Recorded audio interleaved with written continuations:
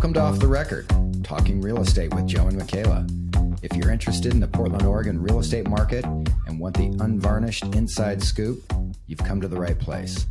Thanks for giving us a listen. Okay, welcome everyone. Thanks for joining us. Glad to have you here. Hello, Makayla. Hello. How are you? I'm good. How are you? I am fantastic. I am sitting here in my Hawaiian shirt in the cool confines of the LivPortland studios. Yes. Love having you here. Yeah, thank you. Always appreciate it. I have my iced coffee per usual because I'm a caffeine addict these days. And today we're going to talk about multi-generational living, which seems to be a hot topic. A lot of people are chatting, exploring options, and I've been seeing it in the news a lot. So I thought it'd be fun to pull some stats and give you guys our perspective on a route to multi-generational living, if that's something you might be interested in. Yeah, you did the research on this and a lot of good information here. And, just anecdotally through our business, we've seen a ton of this where families come together, they have kids staying with them, or they have grandparents, or they have, whatever the case might be. It seems like the U.S. is catching up to the rest of the world where multi-generational is much, much more common. Right. So I'm excited to go through this. But first we have to start with our off the record segment.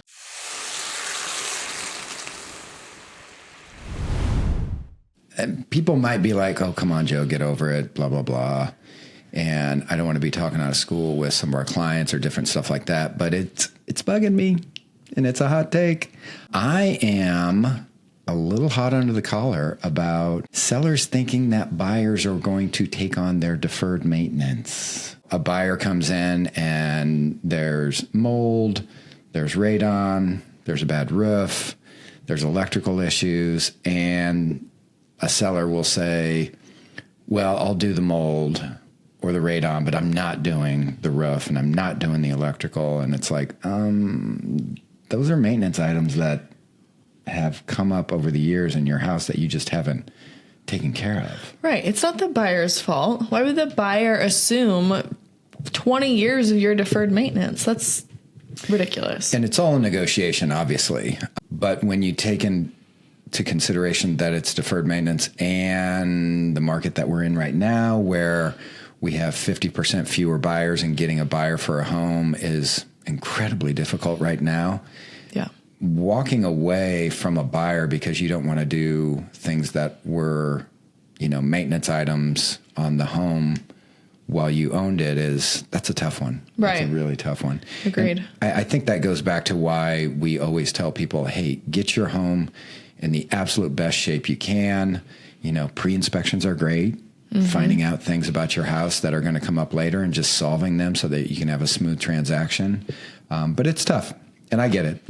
It's tough to have big ticket items come up after you've already maybe negotiated the price down. Right. Totally. From where you were. But when we're representing a seller, I don't know if people realize that we don't want to just roll over either, right? Like we want our sellers to net the most that they can possibly net.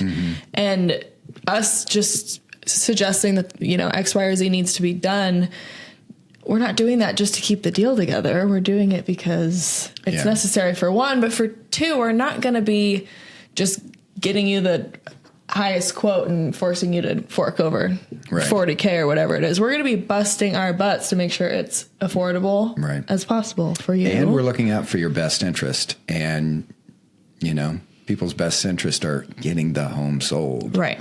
Not at any cost or anything like that, but when it comes to deferred maintenance items and some major things, that's going to be a rough road when you tell a buyer in this marketplace right now, well, yeah, you got the home for a really good price, so I'm not going to do any of this stuff.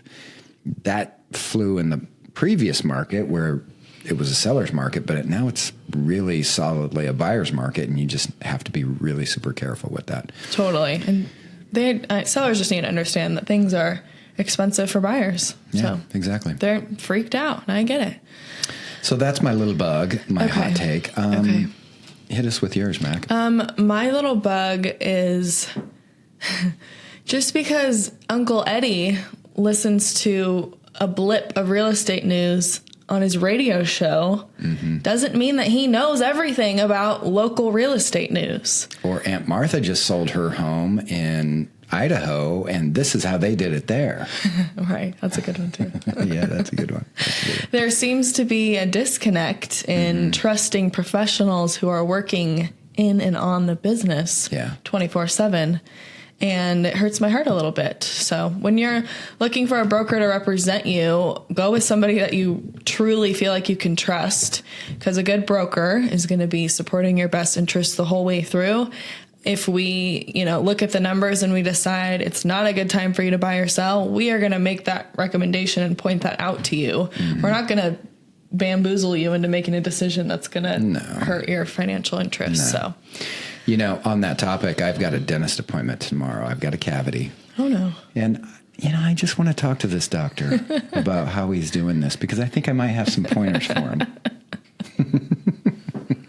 And that's not to compare real estate to, an MD or anything like that. But it's just one of those things. When you hire someone who's been doing it as long as you and I have done as many transactions and are in the market every single day, there's some value to listening to advice and recommendations and that type of thing. And a good thing is to ask questions and to be aware. And there's nothing wrong with saying, hey, my Aunt Martha just did a sale this way. Right. What do you think about that? But when you say, I want to do it this way because that's how they did it there, it's like, it is kind of insulting. It's like, let's talk about Oregon law and actually how the standards of practices are here, because it's much different. And it's just crazy sometimes. Right.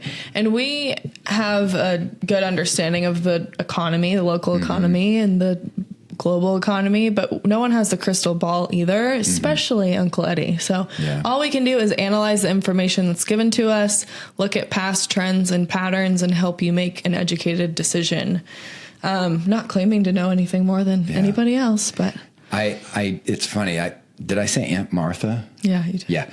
That was actually from a situation years and years ago where I had a seller who we were representing, and they said, well, my Aunt Martha, who was a broker back in Baltimore, I think it was, somewhere on the East Coast. I think it was Baltimore. My Aunt Martha says this and this and this and this.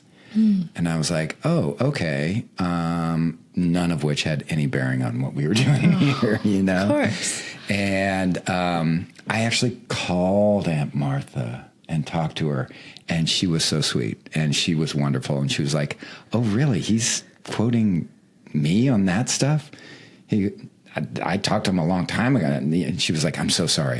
Do you want me to talk to him about it? And I was like, oh my gosh. She was sweet. Yeah, she was very sweet. Oh, I'm glad you called her. Yeah.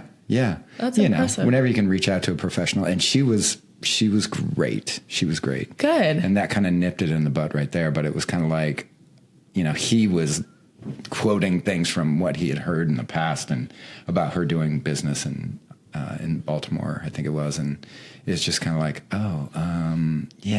it's a little that doesn't work here. Different. Yeah. Every state's very different. Yeah.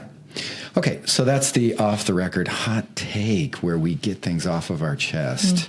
Feels good. Thank you, everyone, Honestly. for for sitting through our therapy session here. I think this is going to be really good for you and I. Wow, that was refreshing. I feel like I can move forward with my day now. Here we go. All right, let's talk about multi-generational living. How about that, Mac? Let's do it. So I pulled stats from the National Realtor Association from 2025, but they were looking at 2024. So when I talk about these stats, that's what we are referring to.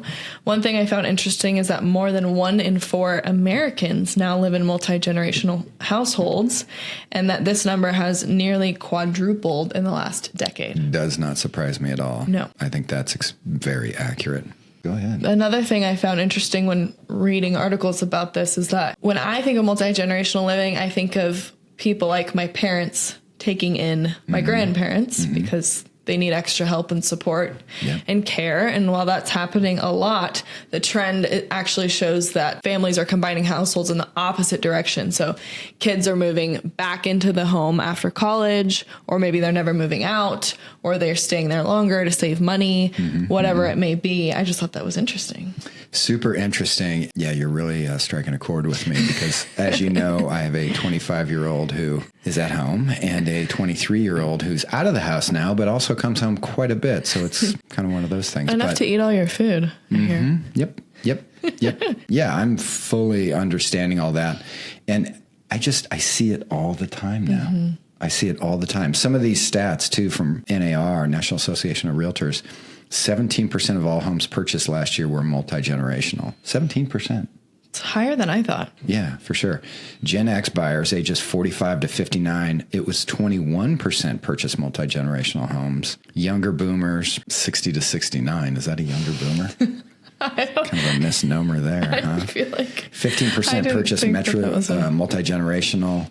And then older millennials, 35 to 44, 12%. So it's all across the board. And it's just something that I think the U.S. is catching up with the rest of the world. Right. You know, you look at other places around the world and that's just how they've always lived, either having mom and dad in the house or having adult kids in the house or, you know, whatever the case might be. But that's just how they live.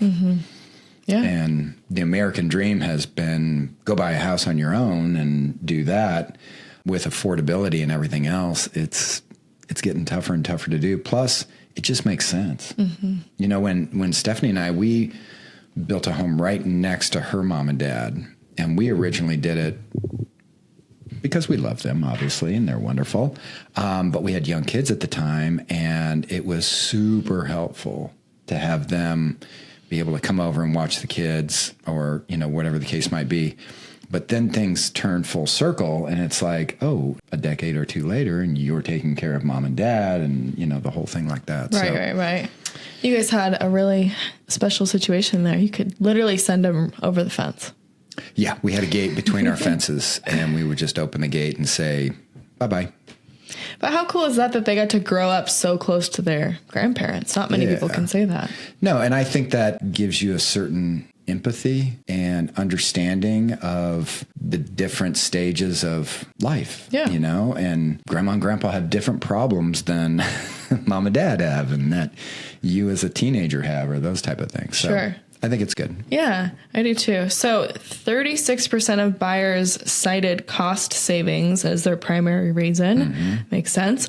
21% reported that adult children moved back home. And 20% said that their adult children or relatives never left the home. 100% in my case. So funny. But it's true. They reflect the reality of rising living costs, student loan debt, caregiving responsibilities, and all of the things. I mean, with childcare and adult care being as expensive as it is, it just makes so much sense. Yeah. And I do think it's evolving family values of how you want to live your life and how close people are with their families. You know, when you live with people or when you have children in the home or parents in the home or grandparents or whatever, you can't help but being closer. And you have to understand and, you know, be empathetic and understand and negotiate, right? There's a lot of negotiations. Oh, yeah. I can imagine. Yeah. So all good stuff. So why do families choose multi-generational living? We kind of talked about that a little bit, saving money, childcare, elder care, cultural expectations sometimes, you know, and then also helping adult children transition, which is a big part of what, you know, my house is. It's expensive to buy a home right now. Right. Or to live on your own. Yeah. Yeah. So, you know, we've had the conversation with my boys that, hey, you know, we got you until you're in a position where you can be on your own. And both of them, my two older boys are making good money right now, have careers, but they're still saving.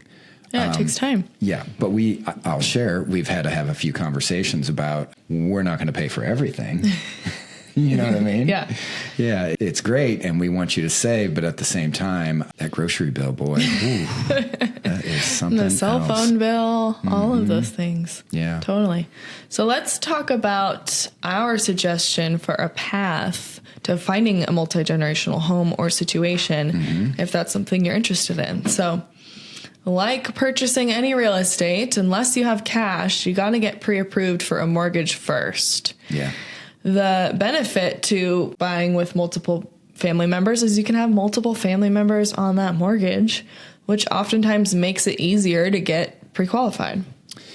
It makes it easier to get pre-qualified, but you also have to take into consideration the fact that you may have a job and an income, but your parents or grandparents may be on fixed income, retired, all those type of things, which is a completely different setup when it comes to financing. So we always say, and if you've listened to this podcast, we always talk to your mortgage professional early rather than later in the process. And if you have a multi-generational situation, you want to be even earlier than that, because it's going to be complicated if you're mixing incomes and trying to get everyone on the mortgage or everyone on title. So just make sure you have those conversations early. If you're co-signing, it needs to be done in a certain way. Does an LLC make sense? There's a lot of different considerations. The bottom line is, if that's your situation, be sure you talk to your mortgage professional very, very early. Yeah, get the ball rolling. Yeah, get the ball sooner rolling. than you think. And there's just so many moving pieces, like Joe said. And you might be surprised, even though grandma and grandpa or mom and dad or whoever is going to be, buying this home with you, and you think, oh, well, it's just going to be in my name. They have assets, they have resources, they have different things that they can lean on, and that might help you be able to afford more home.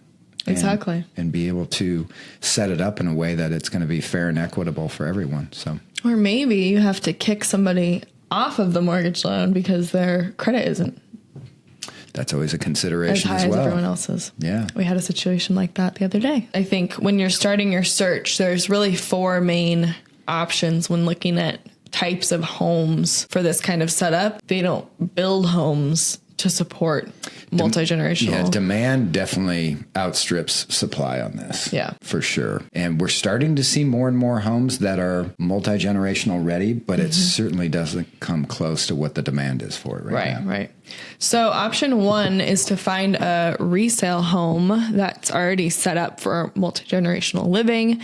We've had buyers looking specifically for this type of home in the past. We've helped them close on these homes, but it takes a little time, like we said. There's limited inventory and high competition here.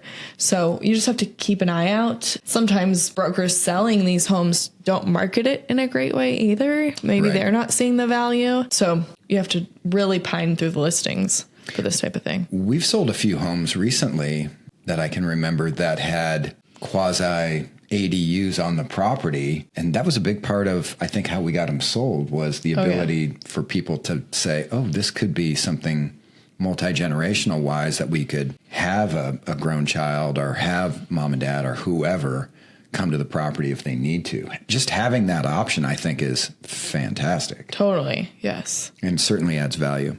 We see a lot of daylight basements with kitchens now, like people who are renovating or flipping homes. They'll rehab a kitchen in the downstairs and then do a separate entrance to make it support 2 different families. So that's always a good option too if you're looking or able to do a remodel. What about duplexes and triplexes? Yes. So option number 2, good for families who want more of a separation, I think. Yeah. And then also really great for investment purposes and resale value down the line. We don't see as much of that. And I think part of it is there's just not enough supply out there for those. I mean, you've been looking forever for some folks, I know. Well, the problem is they're mostly occupied with tenants. So you have to assume the tenant at closing and then deal with getting them out. And so that often scares people. But in this kind of market, and there's the tenant laws in Oregon are pretty intense. I forget the exact figure, but if you break a lease early, it's like you have to provide them with moving costs. So I think it's like if it's a 2-bedroom house, you have to give them like $4,000 to move. It depends on how many rental units you own as well. Right. If this is the only one you own, it's different than if you have 4 or more units. In this market, I think there's an opportunity to negotiate that cost. So I'm representing a buyer right now. We're heavy on the duplex hunt, and it sounds terrible, but if there is a property where one side is occupied and we ideally need them out, we're negotiating that credit for the seller to pay that towards us at closing. Then we use that credit to help the buyer relocate. Yeah, for sure. Nice. So it's possible. New construction designed for multi-generational use. I love this. And in our last podcast, we talked about the movement to have each bedroom have its own bathroom. Yes, we did. I think this is also the wave of the future, having some sort of either in the home separate living quarters or outside the home separate living quarters. And right now it's certainly in the upper price points where you'll see that. But it's becoming a staple where when people build homes now, they're thinking about that both for themselves and for resale. Right. I think we can expect builders in the next few years to put at least a few master plan homes with multi-generational living in each community. The 2025 Street of Dreams, I don't know if I told you about this yet, but my mother-in-law went and toured them in Lake Oswego, and there's one, I think it's like 5 million, something ridiculous, but it supports 4 generations. Jeez, so there's Louise. a great grandma suite, they called it, and then the grandma suite, and then the main family suite, and then like an extra mother-in-law suite. Jeez. How cool is that? Really cool. Love it. When they can bring that down below $1 million, that'll be wonderful. Right? Yeah, jeez. So obviously the pros to new construction are custom finishes, modern design, really getting to choose exactly what you want, and having it be move-in ready. The cons are that there's limited availability and oftentimes a longer timeline. So that's new construction. What about buying a property and building a mother-in-law suite, or, what we call an additional dwelling unit, ADU? Yes, I love this. So expect to have cash set aside to do some kind of building if you're interested in that route. Usually we see this on properties that have acreage where you can obviously have room to build, but it's not impossible on a home in a residential neighborhood on a bigger lot. You just have to be kind of like the first option. You have to pine through the listings to find opportunity here, but we're seeing it all the time. Yeah. And it certainly depends on the zoning restrictions and, the cost and that type of thing. But we have a client that bought a home in Lake Oswego, and it had a little shed that was for storing lawn stuff and this and that and the other. But it had a foundation. And so it was pretty easy for him to get permitting to put in an ADU there, and it's going to be fantastic. This client, I know who you're talking about, he just never loses on an opportunity, does he? He never does. Will seize any opportunity to build.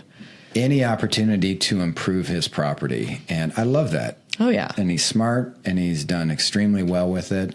We sold a property of his that he improved for, 30-some years, 40 years, and sold it for a very healthy profit. And, when he brought this up to me, when I was helping him buy this home in Lake Oswego, I was like, oh my gosh, this is brilliant. Yeah. It's got a view of the river and everything. And I'm like, yeah, that would be fantastic. I don't think he's going to be able to rent it, but I don't think he has any interest in it. No, he just wants Zero, to. yeah. It's just for Keep family going, and, visitors and that type of thing. So that's good. So that's multi-generational living right there. Yeah. Covered a lot of ground. If you guys have any questions, we're going to post some links on our website, LivPortland.com, LIVPortland.com, in the show notes for this show. And we will have maybe some different links that you can go to see some examples or get some more information in the Portland metro area about ADUs and multi-generational living and all that type of stuff. So we'll try to get you some information. If you're interested, please visit the website, and we'll help out how we can. Love it. Yeah. Please reach out with any questions. We'd love to do a buyer consultation with you and your family if this is something you're thinking about pursuing. Oh, and we have our last segment. We cannot forget about this because I'm so excited. So we're going to end each episode with something that we're loving now to leave you all on a joyful note. So it might be real estate related, it might not be, but we want to share what we're loving every single week. So Joe, do you want to start? What are you loving? I will start. And this is a little bit self-serving because, it's some other content that we do, but I am loving our Grub Guide right now. Oh, yeah. me Our too. food trucks. And I don't think we've had a bad meal yet. So if anyone out there listening has not ventured out to a food truck, highly recommend. I mean, we have listeners throughout the U.S. Did you know that? California, Colorado. I didn't know that. Yes, we do. People have gotten in touch with me. But we don't know about the food trucks in your state. But our state and here in Portland Metro, it is absolutely delicious. I mean, Portland food scene is like no other, but this food truck scene is amazing. I agree. I am blown away at how high quality the food is. Yes. Now, granted, you think food trucks, it's going to be cheaper. Maybe, that's true. Maybe not so much. Some are, but a lot aren't. But you're getting value for what you're paying. Shout out to Big Tasties. Oh, I loved that one too. In West Lynn, in the old Willamette district down there. Holy smokes, if you guys like barbecue, Big Tasties is off the charts good. I got a full pound of brisket. I didn't eat all of it, but Jimmy and I had smiles on our face that night when I brought it home for leftovers. So of course you did. It was delicious. It was delicious. Good So food. that's what I'm loving right now is food trucks here in Portland Metro. They are spectacularly good. Oh, that was a good one. Yeah. What do you got for us? I am loving, it sounds a little cheesy, but Forest Park. We live 10 minutes from a gazillion trails, and I've lived on the west side my whole life, and I've never really explored Forest Park. But over the last month or so, my husband and I have been making more of an effort to go out there. It's a 10-minute drive, and in the 100-degree heat like this, it's really the only place we can. That's the best place to go walk our because of the dogs. cover. The tree cover is spectacular. Nobody's there, and it's beautiful. We've been doing a different hike every single time. It's a good workout. I don't have to look at my phone. I don't have service. Oh, I'm just loving it. It's filling my cup. Fun fact, I think Forest Park is the largest city limits park in the United States. Okay, I thought I said that to Jacob yesterday. Let's fact check it. Yeah. I'm going to real-time fact check. It is spectacular. It's dog-friendly, too, isn't it? Yes, and there's like little streams, and there's even we found a pocket of redwood trees the other day. Oh, wow. Now, how far do you guys hike? We usually do like an hour. So we'll try to find like an hour loop, or we'll just hike in 30 minutes and out 30 minutes. Wow. You guys are impressive. City. You should come with us. I know how you feel about hiking, but... Yeah. I walk with a purpose, woman. Either I have to go somewhere, or I need to go find a little white ball somewhere in the woods. That's about the extent of my hiking. Okay. But to be with you and your husband and get our hounds together, I would do that. That would be lovely. I think we might have to add this to our next episode. Oh. Or do you have it for us? I have it. Maybe. It says, AI says, Forest Park. Oh, you know what? We're going to put it in the show notes because I just can't right now. Yeah. Forest Park is it wonderful. Pulled up St. Louis, Missouri, so. Yeah, that's not it. No. That's not it. Forest Park has all sorts of different ways to access it. It's just beautiful. It is. And you can hike forever, I swear, and always have a new trail. So yeah, super safe, super easy. There's some spots where you can get spectacular views too. Yes, there are. Pittock Mansion. We did that the other day. We used to, when the boys were little, Stephanie and I used to take them up to Forest Park and let them run like crazy little Indians up there and get their energy out. It was wonderful. That's a great idea. Yeah. So we will post a link to info about Forest Park if you're interested in hiking there. Yeah. I'm liking these two segments. Open with some info. With a gripe. The bug. Open with a therapy session. And then close with what you're loving. Yeah. I think it's perfect. Okay. With a little sandwich of real estate information in the middle. Yeah. We Isn't hope that you can great? find this useful. Yeah. I'm glad it landed this way because the opposite way would have been kind of sad. It would have been sad. We'd leave all pissed off. I feel like I'm just getting done with therapy and it's wonderful. Me too. Yeah, good. Well, thanks for the chat, Joe. And thanks thank for you, listening. Mac. Yeah, and thanks for joining us, everyone. And please join us next week for another great episode. And if you have any topics that you'd like to hear us talk about, feel free to go to the website, LivPortland.com, and leave us a note. Yes. And we might just do it. We have had people do that, and we have talked about those topics for people. So love to hear from you. If you got any real estate needs, also can reach out. But for now, thanks so much, and we'll talk to you next week. Bye. Bye. Thanks for joining us today. If you're interested in finding out more about Joe, myself, or the LivPortland team, you can go to livportland.com. Thanks for giving us a listen, and see you next time on the Off the Record podcast.